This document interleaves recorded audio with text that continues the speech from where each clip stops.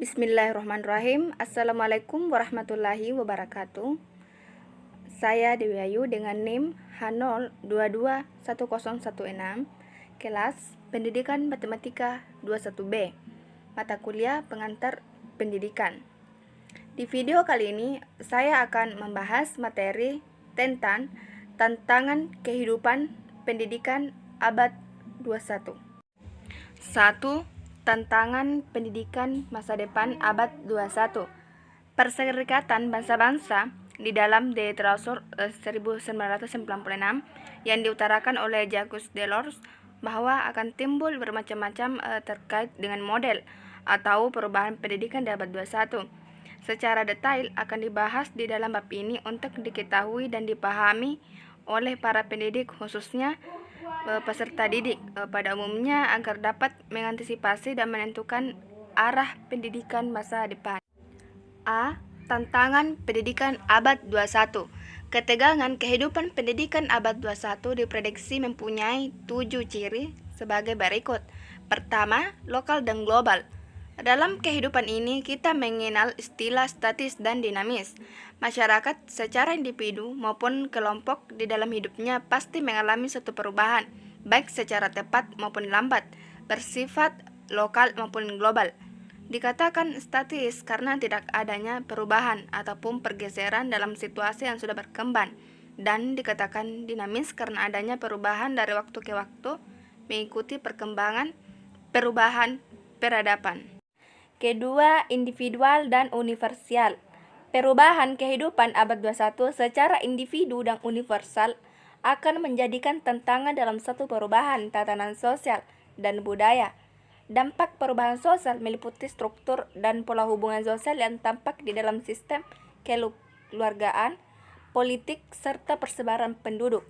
Sedangkan dampak perubahan budaya terjadi karena sebuah sistem yang timbul dari ide para warga masyarakat, mencakup aturan dan norma kehidupan, perkembangan teknologi, selera keindahan dan seni, serta bahasa yang digunakan sebagai pegangan dalam kehidupannya. Perubahan sosial budaya tidak akan mencapai pengertian ke arah yang benar jika tidak dikaitkan dengan budaya masyarakat yang bersangkutan. Apabila dipaksakan akan menimbulkan ketegangan. Seiring dengan perubahan peradaban di era global abad 21 ini, kita sebagai masyarakat dapat melihat dinamisasi warga negara, di mana secara bertahap warga negara lain ingin menjadi warga negara dunia lainnya. Dampak yang terjadi bahwa mereka dengan komunitasnya membawa budayanya tanpa menghilangkan dan tetap mempertahankan, yang pada akhirnya secara perlahan akan mempengaruhi dan mempunyai peran. Hakikat perubahan yang membawa dampak positif tergantung kepada masyarakat di dalam proses penerimaan dan penolakan. Sebagaimana yang dikemukakan oleh Golding and Gillen, perubahan sosial sebagai suatu variasi dari cara-cara hidup yang telah diterima, baik karena perubahan geografis, kebudayaan, dinamika, dan komposisi penduduk, ideologi, ataupun adanya penemuan baru di dalam masyarakat. 3. Discovery penemuan baru merupakan bentuk penemuan baru berupa persepsi, sangkaan, anggapan yang menghubungkan dua gejala atau lebih. Sebagai contoh, discovery tentang bumi ini bulat akan datar, sehingga pada abad ke-16 masyarakat Eropa Barat melakukan perubahan sosial kehidupannya dengan berlayar mengelilingi bumi tanpa takut untuk sampai ujungnya dalam rangka mencari rempah dan benda lainnya. Yang keempat, invention atau ciptaan baru.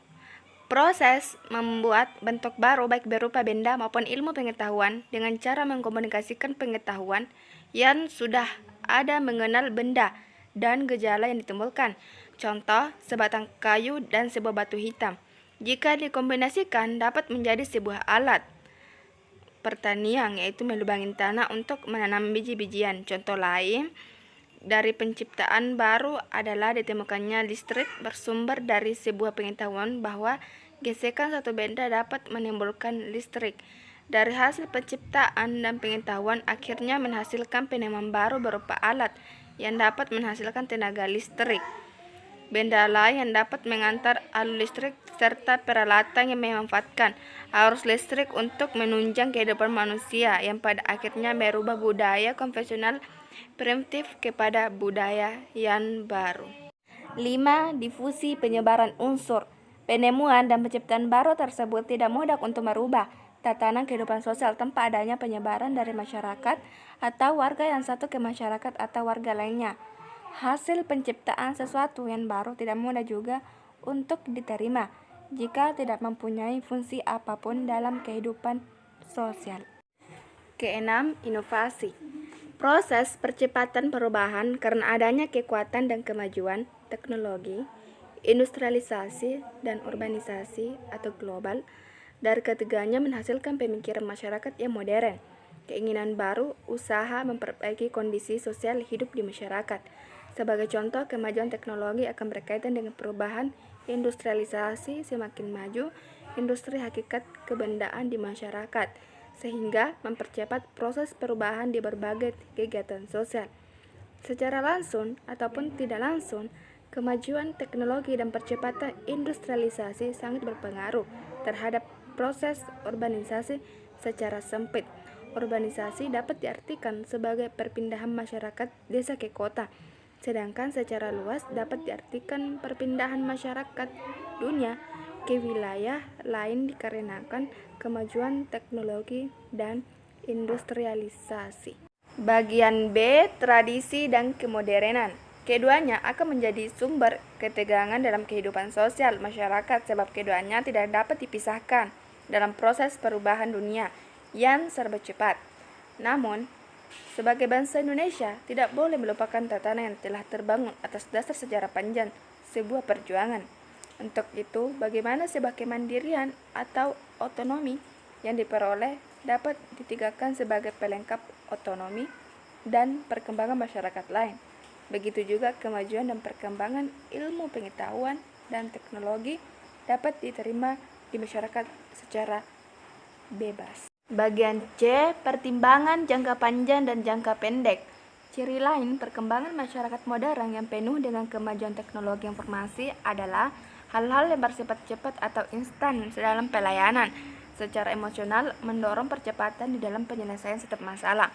Kita ketahui bahwa masyarakat umum dalam mencari solusi yang tepat dan penyelesaian masalah secara tepat membutuhkan strategi, pemikiran, dan pertimbangan yang matang, dan membutuhkan waktu panjang agar terarah dan dapat diterima semua pihak. Bagian D, persamaan dan persaingan. Kiranya konsep lifelong education, pendidikan seumur hidup, perlu dipikirkan kembali agar dapat memadukan 3 unsur. 1. Persaingan yang dapat memberikan insentif. 2. Kerjasama yang dapat menghasilkan kekuatan. 3. Solidaritas yang dapat menyatukan. E. Sumber daya manusia dan pengetahuan. Perkembangan ilmu pengetahuan dan teknologi yang begitu pesat belum sebanding dengan peningkatan kemampuan sumber daya manusia yang lambat. Hal ini berakibat kepada self-knowledge, kebutuhan pribadi akan pengetahuan, sehingga di dalam memenuhi kebutuhannya mereka mencerna dan memahamkan secara pribadi sebagai contoh untuk mencapai derajat kehidupan yang sehat secara fisik dan psikis. F. Sifat material dan spiritual. Perkembangan global yang begitu dahsyat sehingga merubah tatanan nilai moral bangsa, menuntut respon cepat bangsa Indonesia untuk mengantisipasinya. 2. Prinsip kehidupan pendidikan abad 21. Bagi pendidikan di Indonesia umumnya dan para pendidik khususnya masih tetap menyadari tentang kebesaran tokoh pendidikan KI Hajar Dewantoro yang telah menanamkan nilai-nilai luhur bidang pendidikan berdasarkan prinsip pendidikan mahasiswa dengan slogannya Tuturi Handayani atau lebih lengkapnya Hiningarso Suntulodo atau bila di depan dapat memberi teladan, Hirmadio Mangun Karso bila di tengah dapat membentuk kehendak, Tuturi Handayani bila di belakang dapat memberi semangat. 3. Perkembangan pendidikan abad 21. Salah satu gerbang menuju abad 21 adalah pendidikan seumur hidup. Ini bukanlah konsep baru dalam dunia pendidikan, tetapi sebuah konsep yang dapat menjawab tantangan perubahan dunia. Manusia yang dapat berkiprah di abad 21 nantinya adalah mereka yang mau belajar bagaimana cara belajar memahami orang lain dalam interaksi yang harmonis secara baik dan perubahan dunia yang begitu cepat. 4. Belajar seumur hidup. Dalam konsep belajar seumur hidup, terdapat 4 pilar yang mendasarinya, yaitu learning to live together, belajar hidup bersama. Di sini belajar tentang bagaimana memahami orang lain berdasarkan latar belakang, tradisi, dan nilai spiritual yang dianutnya. Hal ini akan mendorong semangat pemahaman bahwa ketergantungan manusia satu dengan yang lain semakin besar, yang pada akhirnya mendorong untuk melakukan sesuatu pekerjaan, menyelesaikan konflik yang timbul secara bersama dengan dasar kecerdasan penuh kedamaian. Learning to know, belajar mengetahui. Kemajuan ilmu pengetahuan dan teknologi khususnya di bidang sains membawa dampak perubahan baru. Visi pendidikan abad 21. Kita ketahui bahwa visi abad 21 adalah dari masyarakat lokal menuju masyarakat dunia. Tersirat makna yang mendalam, yaitu globalisasi menyatu tanpa adanya batas ruang dan waktu, sehingga menyatukan kekuatan yang ada dan saling ketergantungan satu sama lain, meliputi bidang pendidikan serta budaya. Dampak dari perang yang lebih diglobalisasi bagi sebagian masyarakat tersebut antara lain adanya beda dan tingkat pemahaman sehingga menjadikan jurang pemisah semakin dalam, di mana sebagian orang dapat menemukan suatu metode untuk menguasai dunia, namun sebagian lain tidak berdaya melihat peristiwa suatu perubahan. Keenam, ekonomi menuju pembangunan sumber daya manusia. Sebuah studi tentang kehidupan massa dengan mengatakan bahwa dunia kerja harus berorientasi dan memperhitungkan perubahan kemajuan teknologi. Lebih lengkapnya, segala aspek harus menjadi pertimbangan untuk dimasukkan ke dalam sebuah kebijakan pendidikan sebagai dasar untuk memperkuat pengetahuan agar menghasilkan hubungan yang baik antara kebijakan pendidikan dan pembangunan. Globalisasi akan penuh dengan berbagai persaingan yang begitu ketat dari berbagai bidang di dalamnya. Yang ketujuh, masa depan pendidikan Indonesia. Sebuah ungkapan mengatakan, kualitas satu bangsa ditentukan dari sektor pendidikan.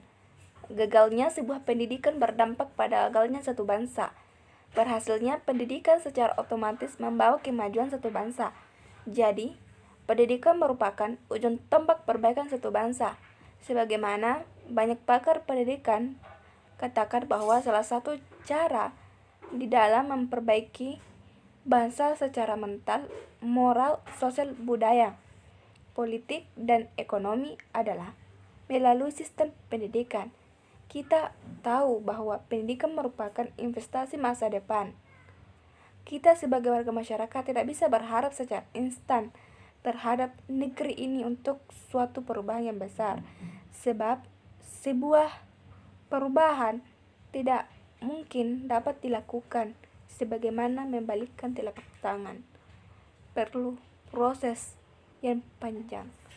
Ditambah dengan luasnya wilayah Indonesia menjadi salah satu tidak meratanya program pendidikan, sehingga banyak masyarakat usia sekolah tidak dapat mengenyam pendidikan. Sekian dan terima kasih. Wassalamualaikum warahmatullahi wabarakatuh.